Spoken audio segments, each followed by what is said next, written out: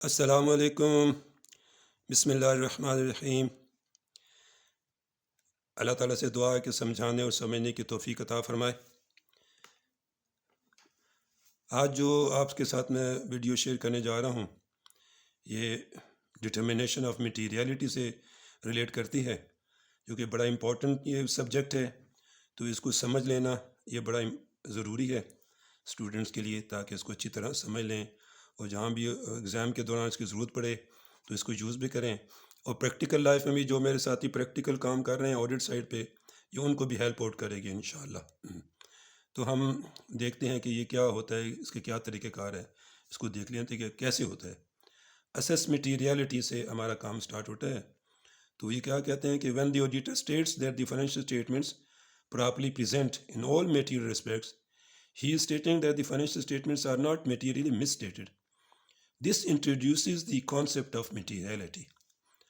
تو جب وہ یہ کہہ رہا ہوتا ہے کہ پراپرلی پریزنٹس ان آل میٹیریل رسپیکٹس، تو اس کا مطلب ہے کہ وہ یہ کہہ رہا ہے کہ ہیں پراپرلی پریزنٹ تو کرتی ہیں، ایبسلیوٹلی وہ نہیں کہہ رہا، وہ یہ ریزنیبلی لفظ استعمال کیا جاتا ہے ہمیشہ۔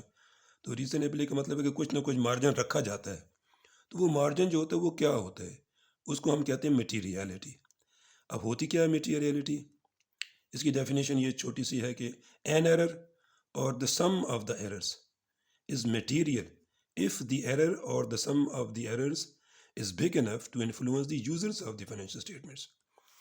اب یہ کوئی ایک چھوٹی غلطی ہو سکتی ہے، چھوٹی چھوٹی غلطیاں بہت ساری ہوتی ہیں، کوئی ایک بڑی غلطی ہو سکتی ہے، یا جو چھوٹی چھوٹی آپس میں ان کو اگر سم اپ کیا جائے، ٹوٹل کیا جائے، تو وہ اتنی بڑی بن جائیں کہ جو میٹیریل ہوں، جو کہ اس فائنینشیل اسٹیٹمنٹ کے جو یوزرز ہیں ان کے لیے وہ میٹر کرتی ہو، تو اس کو ہم میٹیریلٹی کہتے ہیں۔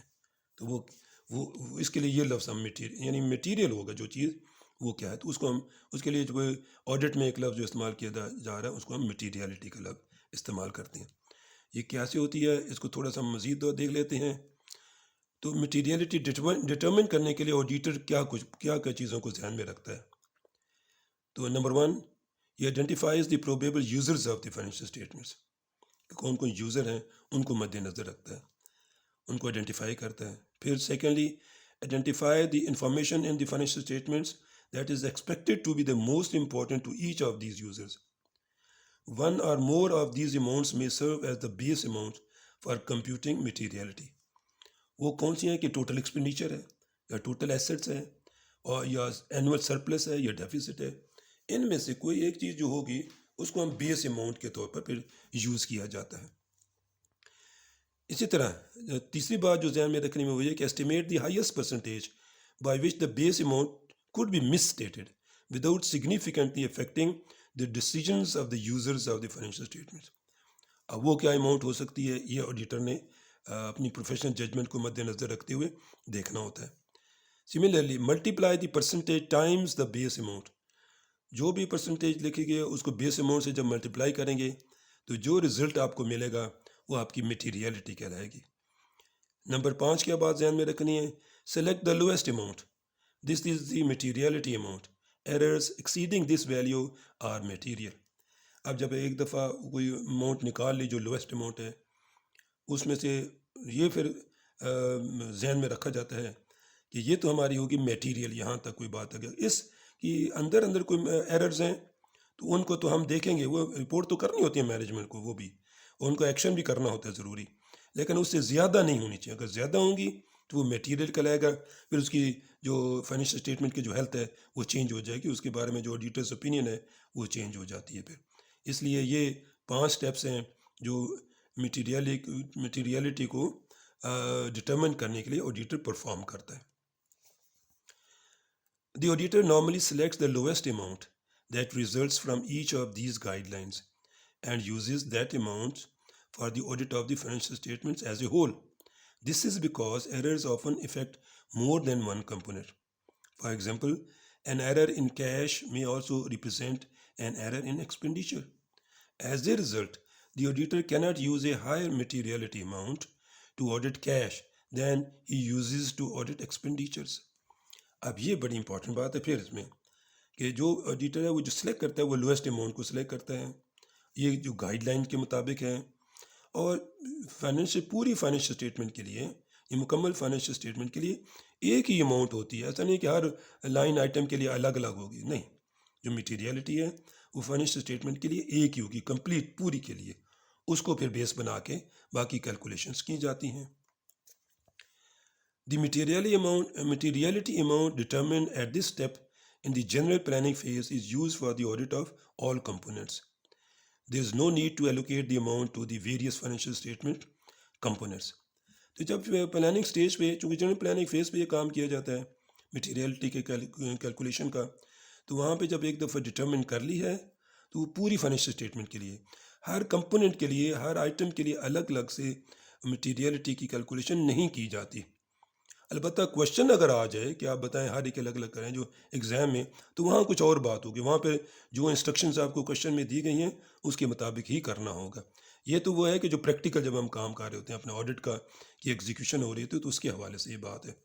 تو لیکن چونکہ ایگزام والوں کو بھی مد نظر رکھنا ہے تو ان کے میں یہ عرض کر رہا ہوں کہ اگر ایگزام میں جو ایگزامینر ہے اس نے کوشچن میں اگر یہ بات دی ہے کہ ہر ایک الگ الگ کیلکولیٹ کر کے دیں تو کیلکولیٹ کرنی پڑے گی, پھر اس کی جو انسٹرکشنز ہیں اس کے مطابق کام کرنا ہوگا. اب گائیڈ لائنز کیا ہیں اس کو ڈٹرمن کرنے کے لیے؟ اچھا, یہ بات بھی یاد رکھنی کہ while guidelines should not replace the use of professional judgment. Professional judgment کا کوئی نعم البدل نہیں ہے, اس لیے اس کو تو ریپلیس نہیں کیا جا سکتا کسی صورت میں بھی. The following may be useful depending on the nature of the entity being audited. اب یہ جو 6 چیزیں ہیں جو آپ کو نظر آ رہی ہیں کہ ٹوٹل ایکسپینڈیچر کا اس کی پرسنٹیج, یا نارملائز پری ٹیکس انکم کی پرسنٹیج, ٹوٹل ریونیو کی پرسنٹیج یا ایکویٹی کی پرسنٹیج, ایسٹس کی پرسنٹیج, یا اینول سرپلس اور ڈیفیسٹ کی پرسنٹیج, یہ وہ 6 چیزیں ہوتی ہیں عام طور پر جو کسی فائنینشیل اسٹیٹمنٹ کے حوالے سے جن کی میٹیریلٹی کیلکولیٹ کی. اب اگر ظاہر ہے جب ایکسپینڈیچر تو الگ ہے, ایکسپینڈیچر کی الگ سے کیلکولیٹ ہوگی. اس طرح پری ٹیکس انکم جس کو ہم گراس انکم بھی کہتے ہیں, یہ اس کی الگ سے کیلکولیٹ ہوگی جو میٹیریلٹی ہے, کیونکہ یہ ایک ڈفرینٹ آئٹمس ڈفرینٹ ہیں. یہ بالکل ٹوٹل ریونیو کا کام ہو رہا تو ٹوٹل ریونیو کو سامنے رکھیں گے. اب ریونیو کا تو ایکسپینڈیچر کے ساتھ ڈائریکٹ تعلق تو نہیں ہے, ایکسپینڈیچر کا اور طریقہ کار ہے, ریونیو کا اور طریقہ کار ہے, اس کو اس کے مطابق دیکھنا ہوتا ہے. اسی طرح ایکویٹی ہے, ایسٹس ہے, یا اینول سرپلس یا ڈیفیسٹ ہے, ان کا الگ الگ ہوگا. اگر اس طرح سے ایک الگ الگ آئٹم آپ کو دیے جائیں, یہ آئٹم تو نہیں ہے تو ایک وہ پورا ایک اس کے فائنینشیل اسٹیٹمنٹ کا ایک پورا ایک الگ سے پوری اس کی یہ جز ہے, تو اس کو آپ نے اس کے مطابق دیکھنا ہوگا.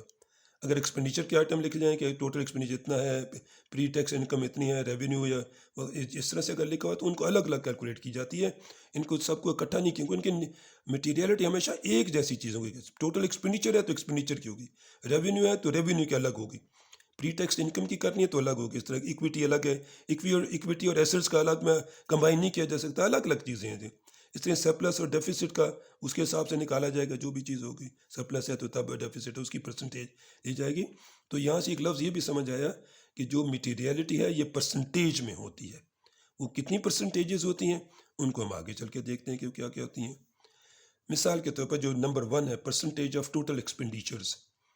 This method is the most widely used method for not for profit public sector entities, جو ایکسپینڈیچر کے لیے اسپیشلی. اس میں جو پرسنٹیجز دی جاتی ہیں, جو رینج کیا ہے اس کی, جو 2% for small اینٹیز and 0.5% for large اینٹیز, یہ ایک رینج رکھی گئی ہے. انٹرنیشنلی جتنے بھی آڈٹ کے آفس ہیں جس کو ہم SAI کہتے ہیں, سپریم آڈٹ انسٹیٹیوشن پوری دنیا میں, وہ یہی رینج استعمال کرتے ہیں ایکسپینڈیچرز کے لیے, یعنی 2% for small اینٹیز and 0.5% for large اینٹیز. یہ ایک اسٹینڈرڈ ہے, اسی کو آپ نے ہمیشہ اختیار کرنا ہے اپنی ایکچوئل کیلکولیشن کے لیے. لیکن اگر وہاں پہ پیپر میں کچھ اور بات آتی ہے تو آپ نے پیپر کے انسٹرکشن کے مطابق کرنا ہے, یہ آپ نے ضرور ذہن میں رکھنا ہے. Secondly, percentage of normalized pre-tax income. So this method is the most used method for profit-oriented public sector entities. The percentage used generally range from 5% for entities with large pre-tax incomes to 10% for entities with small pre-tax incomes. جن کا زیادہ pre-tax income آتی ہے ان کے لیے 5%, جو small ہیں ان کا 10% of the total pre-tax income جو ہے اس کو, یعنی gross income کو آپ یوں کہنے کو لیا جاتا ہے. تو یہ پری ٹیکس انکم کے لیے ایک سٹینڈرڈ رکھا گیا ہے. اسی طرح جو ریونیو کے لیے رکھا گیا ہے وہ بھی وہی ہے جو ایکسپینڈیچر کے لیے ہے.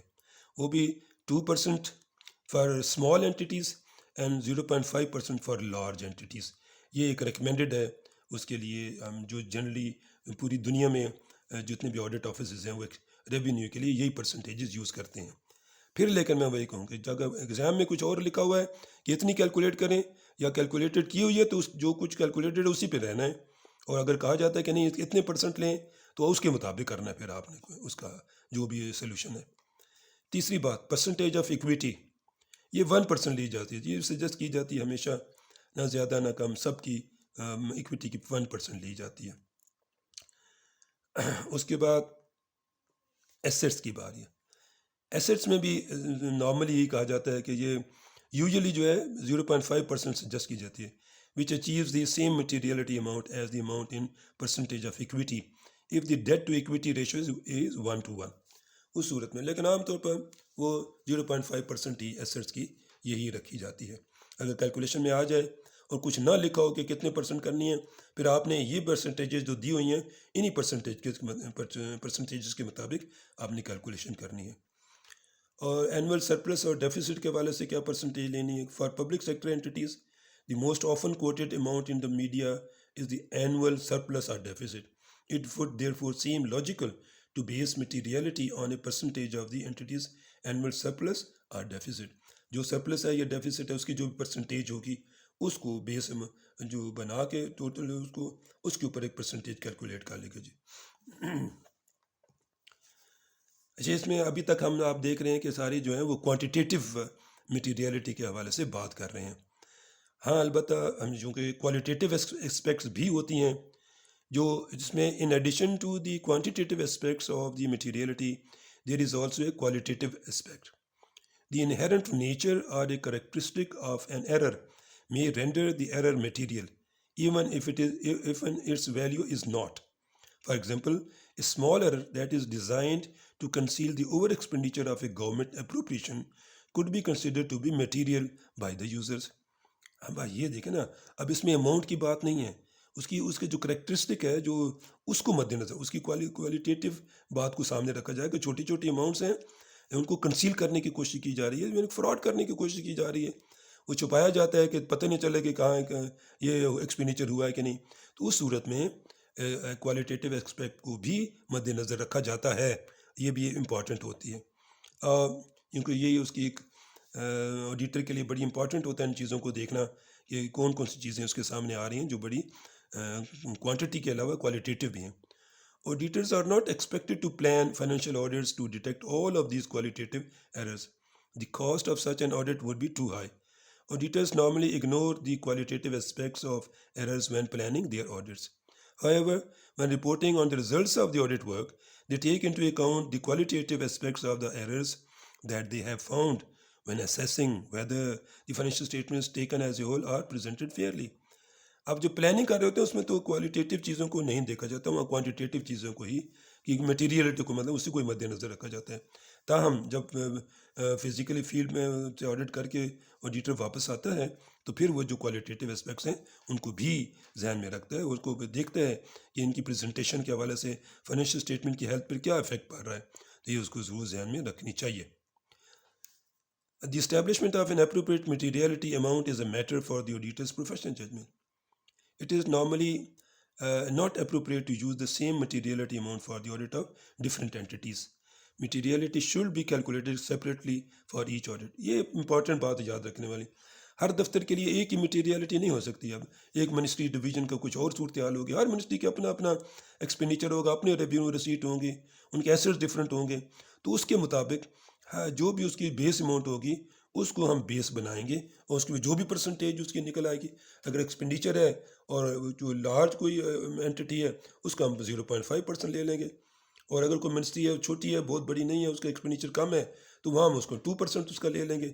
تو یہ ایک طریقہ کار رکھا گیا ہے. لیکن ہر آفس کے لیے الگ الگ ہو. ایک فائنینشیل اسٹیٹمنٹ کے لیے ایک ہی رکھی جاتی ہے جو کوئی ایک بنی ہوئی ہے. لیکن اگر آفس ہم ڈفرینٹ آفس آڈٹ کر رہے ہیں تو ہر آفس کے لیے سیپریٹ رکھی جائے گی. پھر وہ ایک ہی نہیں رکھی جائے گی کیونکہ ہر ایک کی صورتحال ڈفرینٹ ہوگی. یہ تھی وہ آپ کے ساتھ جو شیئر کرنی تھی میٹیریلٹی کے حوالے سے. تو مجھے امید ہے آپ کو یہ چیز یہ ویڈیو آپ کے لیے فائدہ مند ثابت ہوگی اور آپ کو آسانی دے گی آپ کے ایگزام میں بھی. تو تھینک یو ویری مچ. اللہ حافظ.